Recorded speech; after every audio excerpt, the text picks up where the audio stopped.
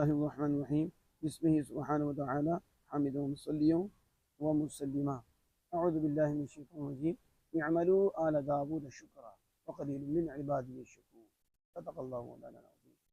ناظرین کرام، سامعین محترم، اللہ جل اللہ وعلا خیرات و برکات کے دروازے آپ کے لیے کشادہ فرمائے، ہم سب کو دین سمجھنے، عمل کرنے، آگے بڑھانے کی توفیق عطا فرمائے، ہر شریر ہر شر سے سب کو محفوظ فرمائے، نظام مصطفیٰ صلی اللہ علیہ وسلم کے بہانے دیکھنا نصیب فرمائے، گھروں میں بھی دین کو نافذ کرنے کی توفیق عطا فرمائے، قرآن مجید کو پڑھنے کی سمجھنے کی توفیق عطا فرمائے۔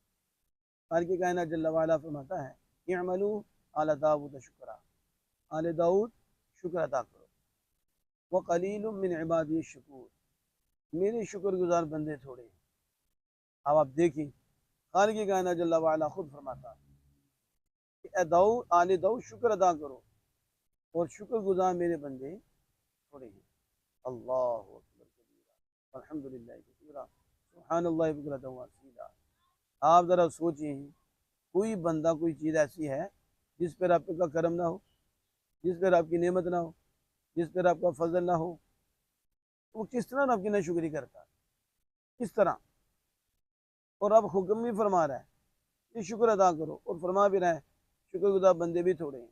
شیخ سعدی رحمۃ اللہ علیہ آپ فرماتے ہیں دیکھو، ایک سانس تمہارا باہر نکلتا ہے، ایک سانس اندر جاتا ہے، جو باہر نکلتا ہے ممید حیات است، قدرتی زندگی کو بڑھانے والا، اور جو اندر جاتا ہے مفرزات است، وہ ذات کو خوش کرنے والا، شاش بشاش ہو جاتا ہے بندہ۔ یہ سانس کی مالا اگر وہ روک دے، آپ کہاں جائیں؟ اگر یہ اندر سے باہر نہ آئے تو آپ کہاں جائیں؟ زندگی بڑھے گی آپ کی، انا للہ و انا الیہ راجعون ہو جائے، اور یہ اندر نہ جائے تو پھر کیا حال ہوگا؟ کیا بے چینی، بے قراری، اضطراب کی حالت۔ آپ باتیں کتنی بڑی یہ نعمتیں ہیں، ایک سانس مالک تمہارا باہر، ہر گھڑی ہر لمحہ آپ کا سانس نہیں رکتا، آپ کا جاری ہے، باہر آ رہا ہے اندر جا رہا ہے، باہر جا رہا ہے اندر آ رہا ہے، آپ کے زندگی کا سلسلہ اس پہ چل رہا ہے، اور کون چلا رہا ہے؟ خالق کائنات جل وعلا۔ آپ فرماتے ہیں اسی دو نعمتوں پہ رب کا شکر ادا کرنا واجب ہے، کہ جب تیرا سانس باہر نکلے تو رب کے شکر سے نکلے، جب تیرا سانس اندر جائے تو پھر رب کے شکر میں ہو، تو نافرمان نہ ہو۔ اللہ اکبر کبیرہ۔ یہ ہیں صوفیہ جو ہمیں توحید دیتے ہیں، جن سے ہمیں توحید ملی ہے، کہ وہ کیا کہہ رہے ہیں، تمہارا خیال ہر وقت اللہ کی طرف رہنا چاہیے، تمہارا سانس باہر نکلے اور آپ کا شکر ادا، شکر ہے مالک تیری توفیق سے ہوا، یہ جو ہماری ذات جان بڑھ رہی ہے، یہ جو اندر جا کے ہمیں خوشی کا سبب بن رہا ہے، یہ تیرے فضل کرم سے ہے، شکر ہے مالک تیرا، وگرنہ کون ہے جو مالک کا شکر ادا کر سکے؟ اس لیے حضرت داؤد علیہ السلام کو جب اللہ نے فرمایا شکر ادا کرو، مالک جو شکر، میں تیرا شکر کیسے ادا کروں؟ جو شکر ادا کروں گا وہ بھی تیری توفیق سے ہے، اب آگے جو شکر ادا کروں گا وہ بھی تیری توفیق سے ہے، یعنی جو بھی میں شکر ادا کروں، الحمدللہ کروں، تیرے آگے جھکوں، تیری مانوں، تیری اطاعت کروں، تو وہ بھی تیری مہربانی ہے، تو جو تیری مہربانی ہے اس پہ بھی شکر ادا کروں گا۔ اب اس کے اوپر بھی شکر ادا کروں گا تو قیامت تو آ سکتی ہے، زندگی تو ختم ہو جائے گی، لیکن تیرا شکر کیسے ادا ہوگا؟ مایا داؤد تو سمجھ گیا، جب تو سمجھ گیا تو تو نے میرا شکر ادا کر لیا، اب جتنا ہو سکے، جس قدر ہو سکے میرا شکر ادا کرو۔ حضرات محترم، شکر کیا ہے؟ اللہ نے ہمیں یہ نعمتیں دی ہیں، اور اس لیے نہیں دی کہ اپنی مرضی کے مطابق اس کو خرچ کریں، اس کے ساتھ اپنے محبوب کو بھیجا ہے، کتاب دی ہے، نصاب دیا ہے، یہ ہاتھ دیا ہے تو اس کو آوارہ نہیں چھوڑنا، یہ آنکھ دی ہے تو اس کو آوارہ نہیں چھوڑنا، میری مرضی کے مطابق اس کو صرف کرنا ہے، جس طرح میں نے بتایا، میں نے اپنے محبوب کو بھیجا، تعلیم ہے، محبوب کا عمل ہے، اس کو سامنے رکھ کر اس ہاتھ کو وہاں خرچ کرو، یہ میرا شکر ادا کرنا ہے، اس پہ میں تمہیں اجر دوں گا، اس پہ تمہیں اور نعمتیں دوں گا، دنیا بھی نعمتیں ملیں گی، اخروی بھی ملیں گی۔ اگر اس کو آوارہ چھوڑا تو یہاں بھی تباہ ہوگا، آگے بھی تمہاری تباہی ہوگی، آگے بھی تمہارے لیے نقصان ہوگا، یعنی ہر حصے پر اللہ کا حق ہے کہ اس کو جس طرح اس نے چاہا ہے اور فرمایا اس طرح خرچ کرنا، یہ شکر ہے۔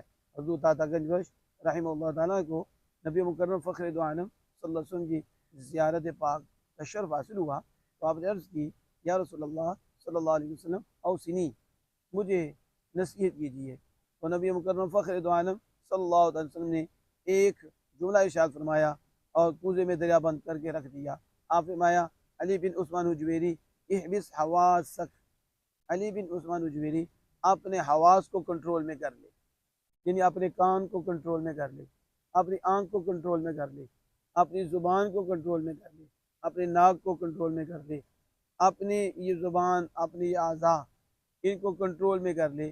مطلب کیا ہے؟ ان کے اوپر اللہ کی شریعت کا پہرا دے، اس کے اوپر اللہ کے رسول صلی اللہ علیہ وسلم کی شریعت کا پہرا دے. یہ آوارہ نہ ہوں، یہ اللہ کی مرضی کے مطابق سنیں، اللہ کی مرضی کے مطابق بولیں، اللہ کی مرضی کے مطابق آنکھ دیکھے، آوارہ نہ ہو. کیونکہ یہی دروازے ہیں، انہی دروازوں سے جب اطاعت کا نور اندر جائے گا تو دل نورانی ہو جائے گا، تم اللہ کے قریب ہو جاؤ گے، تمہارا سارا سسٹم ٹھیک ہو جائے گا. کیونکہ جب دل ٹھیک ہوگا تو سارا سسٹم ٹھیک ہو جائے گا. تو دل کیسے ٹھیک ہوگا؟ دل ایسے ٹھیک ہوگا جب یہ آنکھ اللہ کی اطاعت میں دیکھے گی، جب یہ کان اللہ کی آنکھ اطاعت میں سنے گا، میری فرما برداری میں سنے گا، پھر اندر نور آئے گا. اور اگر اس کو آوارہ چھوڑا تو پھر نافرمانی، غیبت، چغلی، یہ جھوٹ، یہ فراٹ، اس کے ذریعے جو تیزاب اندر جائے گا، اندر برباد ہو جائے گا. جب دل خراب ہوا تو سب تباہی ہو جائے گی، ساری بربادی ہو جائے گی.